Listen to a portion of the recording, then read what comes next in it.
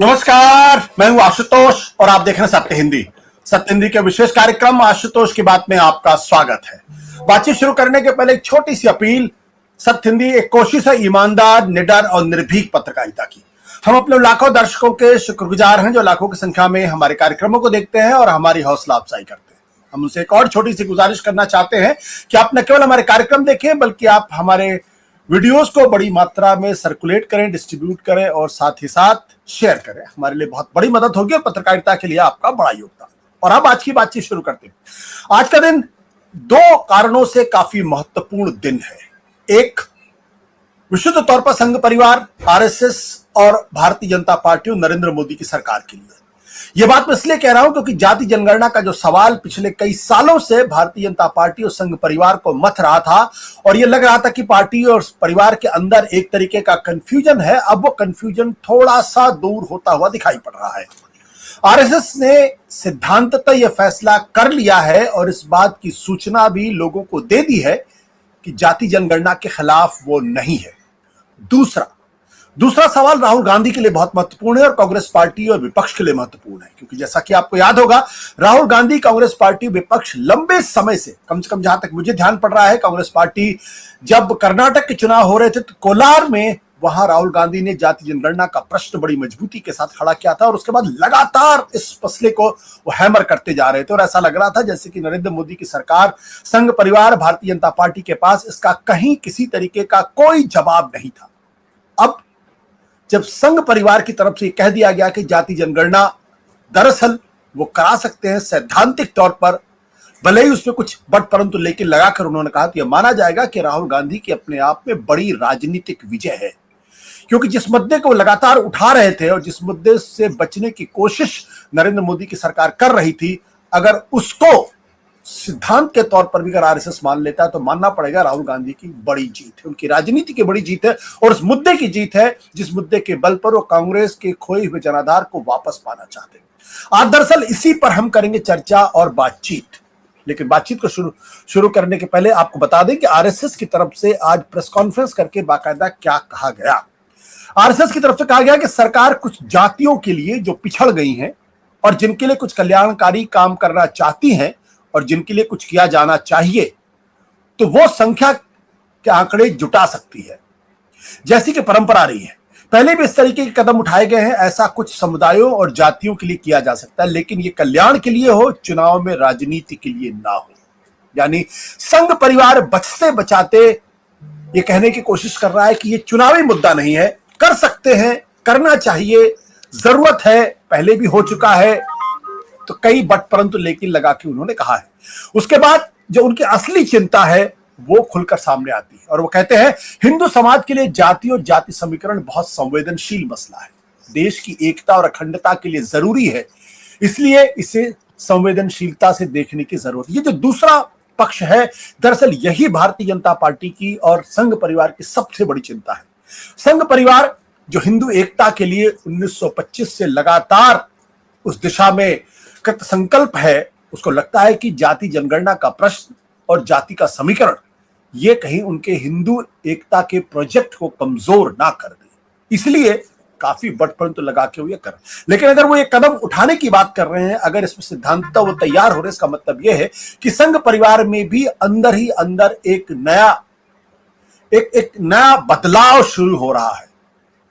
उस बदलाव की मजबूरी क्या है ये हम जानेंगे अपने विशेषज्ञों से। इस वक्त हमारे साथ मौजूद है कांग्रेस पार्टी की तरफ से वरिष्ठ नेता गुरदीप सिंह सप्पल साहब, साथ ही साथ शीतल पी सिंह और विजय त्रिवेदी। थोड़ी देर हमारे साथ जुड़ेंगे लखनऊ से प्रोफेसर रविकांत, जो दलित चिंतक है, उनका हम इंतजार कर रहे हैं, वो किसी भी समय हमसे जुड़ सकते हैं।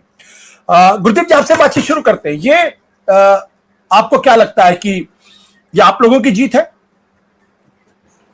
देखिए, जितने निश्चित तौर पे आपने बात को रखा कि संघ ने पोजीशन ले ली है, मुझे लगता नहीं कि संघ की वो स्थिति है आज।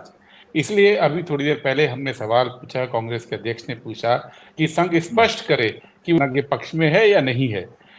संघ ने ये कहा है कि वो कुछ जातियों और समुदायों की जनगणना कर सकता है, कुछ जातियों की। आज भी संघ ने ये नहीं बोला है कि वो पूरे देश में सभी समुदाय के पक्ष में है। दूसरी बात, सुबह जब ये बात आई थी तो ये आई थी कि वो इसके खिलाफ है। सारे मीडिया ने इसको कैरी किया कि संघ जो है जाति जनगणना के खिलाफ है। फिर सबको फोन गए कि आपने जो हेडलाइन ट्वीट की पे डाली है उसको हटा दीजिए, तो सबने हटाई और आई। और तीसरी बात, आज भी संघ ये मानने को तैयार नहीं है कि जाति जनगणना एक बेसिक अधिकार देने के लिए इस्तेमाल होनी चाहिए। वो कह रहे हैं के लिए इस्तेमाल कर लीजिए। ये वही संघ है जो सोशल इंजीनियरिंग के नाम पे छोटी छोटी जातियों के संगठन बनाता है। ये वही संघ है जिसके यहाँ एक पूरा जाल बिछ गया है छोटी छोटी जातियों के संगठन के लिए। संघ है जिसकी पार्टी बीजेपी जब अपने कैंडिडेट्स तय करती है तो वो कैंडिडेट्स के नाम के आगे जाति और उपजाति लिखते हैं। ये वही संघ है जिसकी बीजेपी केंद्रीय मंत्रिमंडल जब बनाते हैं या स्टेट में मंत्रिमंडल बनाते हैं तो जाति का नाम, लेकिन आज ये कह रहे हैं कि जाति के नाम का राजनीतिक इस्तेमाल नहीं होना चाहिए। तो ये क्या था?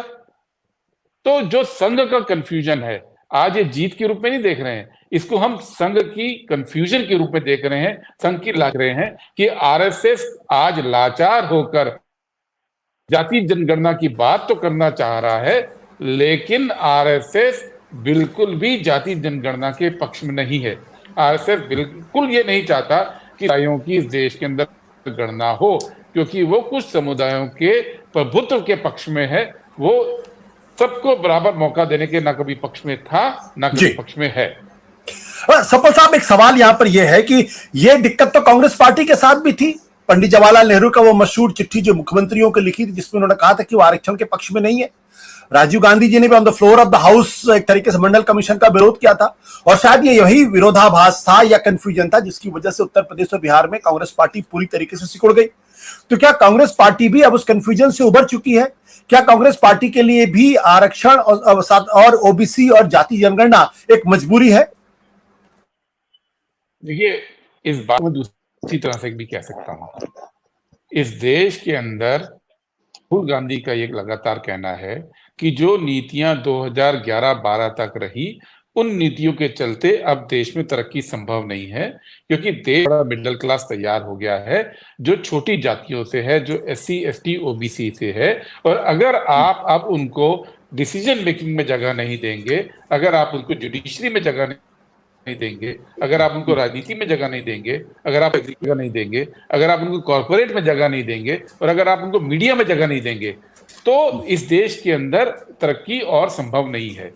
अब अगर हम और पीछे आते हैं तो जवाहरलाल नेहरू की आपने बात बोली, लेकिन वही जवाहरलाल जिन्होंने ऑब्जेक्टिव रेजोल्यूशन पेश करते हुए बात की आरक्षण की, आरक्षण के समय पे जो पूरा मुद्दा है संविधान सभा के अंदर, उसमें बाबा साहेब अंबेडकर के साथ लीड जवाहरलाल नेहरू ने ली थी। तो हम इस बात को भूल एक चिट्ठी का हवाला देकर जो कि 1961 की बताई जाती है, जबकि जहां पे बन चुका था, और इस बीच में कभी भी जवाहरलाल नेहरू ने कभी भी ये नहीं बोला कि इस देश में आरक्षण की जरूरत नहीं है। तो आज सवाल ये है कि लाइन क्या है? कांग्रेस पार्टी की लाइन राहुल गांधी की लाइन से बिल्कुल सहमत है आज, और इसके लिए हमारी पार्टी के अंदर बहुत, जिसको कहते हैं वैचारिक संघर्ष हुआ, इस बात से मैं कोई इनकार नहीं करूंगा, क्योंकि वैचारिक संघर्ष पार्टियों के अंदर होता है।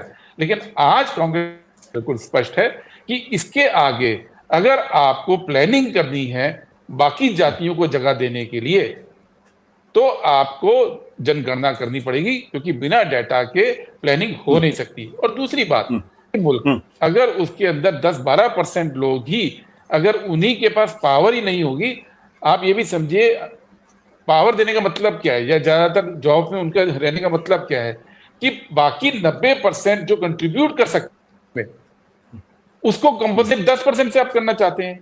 तो कोई भी मुल्क ऐसे तरक्की नहीं करता है, करते हैं जब बहुसंख्यक जनता अपना सब ऑप्टिमल योगदान, जिसको बोलते हैं जो बेस्ट पॉसिबल योगदान है, वो दे सके। तो जातिगत जनगणना को राहुल गांधी उस नजर से देख रहे हैं, लेकिन आरएसएस की समस्या दूसरी है। आरएसएस की समस्या यह है कि आरएसएस कभी भी जातीय बराबरी के फेवर में नहीं रही है। आरएसएस का जो ऐतिहासिक आरएसएस का जो गठन है वो भारत में जातीय व्यवस्था को कायम करने के लिए है, और जाति जनगणना अगर उसको तोड़ते हुए नजर आएगी तो आरएसएस को दिक्कत आएगी। इसलिए एक दिन में अगर आरएसएस ने 2 अलग-अलग बयान दिया तो इससे हमें उनकी चिंता और उनकी मजबूरी समझ में आ रही है।